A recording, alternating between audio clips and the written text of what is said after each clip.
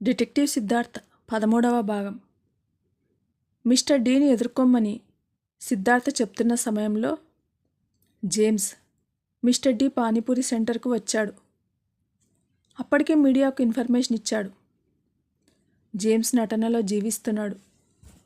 డ్రగ్స్కి అడిక్ట్ అయిన వాళ్ళు ఎలా ప్రవర్తిస్తారో అలానే ప్రవర్తిస్తున్నాడు. జూనియర్ ఆర్టిస్టులు ప్రజల్లో కలిసిపోయారు. జేమ్స్ భార్య రంగప్రవేశం చేసింది. రాత్రంతా బోల్డ్ సినిమా క్యాసెట్లు చూసింది. పైగా ఇది రియాలిటీ షో అని, సీక్రెట్ కెమెరాలు ఉంటాయని సిద్ధార్థ చెప్పడంతో చెలరేగిపోయింది. జేమ్స్ నూతికి ఆరేసింది. ఏం జరిగింది ప్రజల్లో కలిసిపోయిన జూనియర్ ఆర్టిస్టులు అడుగుతున్నారు. సిద్ధార్థ ఇచ్చిన స్క్రిప్ట్ ప్రకారం కొన్ని కెమెరాలు అటువైపు తిరిగాయి. అక్కడున్న మిస్టర్ డి అంచర్లు మిస్టర్ డీకి సంబంధించిన పానీపూరి బండివాడు బిత్తరపై చూస్తున్నారు. మిసెస్ జేమ్స్ పానీపూరి అమ్మేవాడిని చూపిస్తూ, నా మొగుడు సచ్చినోడు రోజు ఇక్కడే పానీపూరి తింటుంటే టేస్ట్ బాగుందనుకున్నాడు. ఆ తర్వాత మత్తుమందులకు అలవాటు పడ్డాడు.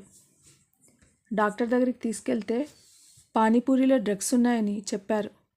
ఇంట్లో సొమ్ము గుల్ల చేస్తున్నాడు అంటూ పానీపూరి బండిని ఒక్క తన్ను తన్నింది. వెంటనే ప్రజల్లో ఉన్న ఒక వృద్ధుడు వీరావేశంతో ముందుకు వచ్చాడు. డ్రగ్స్ కలిపి జనంతో ఆడుకునే నాయాలను తన్ని తరిమేయాలి. నా కొడుకు కూడా అలవాటు చేశారన్నాడు. అంతే, మాస్ హిస్టీరియా. క్షణాల్లో పానీపూరి బండి ధ్వంసమైంది. ఆ బండి మీద ఉన్న మిస్టర్ డి అన్న అక్షరాన్ని తొక్కుతున్నారు జనం. జూనియర్ ఆర్టిస్టులు వీరోచితంగా అందుకు ఆజ్యం పోస్తున్నారు. డ్రగ్స్కు అలవాటు పడి రీహాబిలిటేషన్ సెంటర్లో స్వస్థత పొంది వచ్చిన యూత్ నగరంలో ఉన్న మిస్టర్ డి పానీపూరి బండ్ల మీద దండయాత్ర మొదలుపెట్టారు. టీవీలు లైవ్ కవరేజ్ ఇచ్చాయి. పానీపూరి బండ్ల మాటున పానీపూరీలు డ్రగ్స్ని అందిస్తూ యువతని, చిన్నపిల్లలను, మహిళలను టార్గెట్ చేసి డ్రగ్ ఎడిక్ట్లుగా మారుస్తున్న మిస్టర్ డి మాఫియాను తరిమికొట్టిన జనం.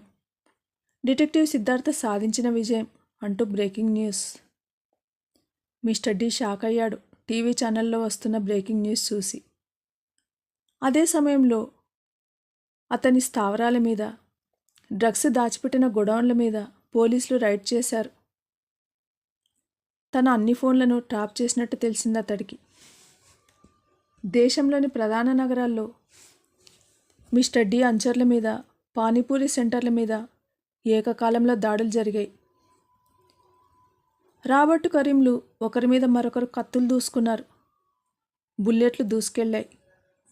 ఇద్దరు ఒకరినొకరు కాల్చుకొని చచ్చిపోయారు. మిస్టర్ దయాల్ నేర చరిత్రకు అంత్యకాలం సమీపించింది. ఇలాంటి వాడిని అరెస్ట్ చేయాలి. జనాల్లో ఒకరి గొంతు.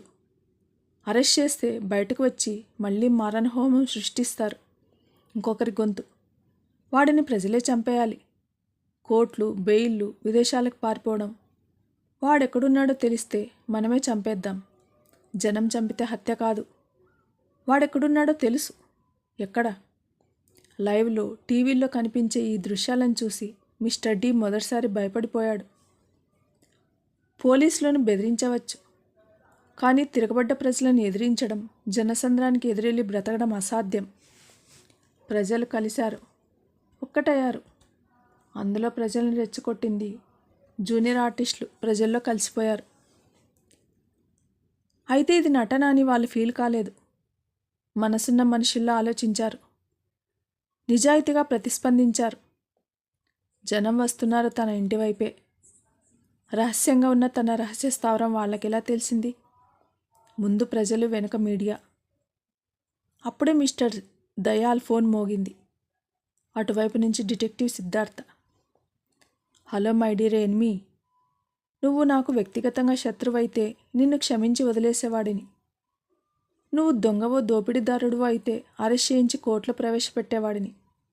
కానీ నువ్వు ప్రజల ఆరోగ్యంతో, మేధస్సుతో ఆడుకున్నావు. వాళ్లను నిర్వీర్యం చేసే ప్రయత్నం చేశావు. అందుకే ప్రజల చేతిలో మరణశిక్ష, లేదంటే విదేశాలకు పారిపోతావు. జైల్లో ఉండే మాఫియాను శాసిస్తావు. Goodbye. ఫోన్ కట్ చేశాడు డిటెక్టివ్ సిద్ధార్థ్. జనం చేతిలో మాఫియా డాన్ హతం. మిస్టర్ డి దుర్మరణం. అన్న బ్రేకింగ్ న్యూస్. రాత్రికి రాత్రే మిస్సెస్ జేమ్స్ సెలబ్రిటీ అయ్యింది. ఒక రియాలిటీ షో వాళ్ళు పిలిచారు. జేమ్స్ పోలీస్ డిపార్ట్మెంట్లో చేరడానికి నిశ్చయించుకున్నాడు. పోలీస్ డిపార్ట్మెంట్ ఉద్యోగం ఇస్తామని ప్రామిస్ చేసింది. జూనియర్ ఆర్టిస్టుల్లో ఒక ప్రొడ్యూసర్ సినిమా ప్లాన్ చేశాడు. సుగాత్రి, డిటెక్టివ్ సిద్ధార్థ రోడ్డు మీద నిలబడి ఉన్నారు. వాళ్ళ చేతుల్లో లగేజీ ఉంది. అక్కడికి ఒక క్యాబ్ వచ్చి ఆగింది. ఎక్కడికి వెళ్ళాలి సార్? మేడం, క్యాబ్ దిగి నవ్వుతూ అడిగాడు జేమ్స్. ఎయిర్పోర్ట్కు. దారిలో పానీపూరి తినేసి వెళ్ళాలి. మనీ పేటిఎంతో పే చేయొచ్చా? నవ్వుతూ అడిగాడు డిటెక్టివ్ సిద్ధార్థ. క్యాబ్ ఎయిర్పోర్ట్ వైపు వెళ్తుంది. సుగాత్రి డిటెక్టివ్ సిద్ధార్థ భుజం మీద తల పెట్టుకుని అడిగింది, మన హనీమూన్ ఎక్కడా అని. డిటెక్టివ్ సిద్ధార్థ, అయిపోయిందా? లేదు. సిద్ధార్థ ప్రస్తుతానికి పానీపూరిలో డ్రగ్స్ గురించి ప్రజలను రక్షించాడు. ఇలాంటి మరేదైనా సంఘటన జరిగినప్పుడు, లేకపోతే ప్రజల సమస్యలను తీర్చడానికో సిద్ధార్థ అవసరమైనప్పుడు సుగాత్రితో కలిసి మీ ముందుకు వస్తూనే ఉంటాడు.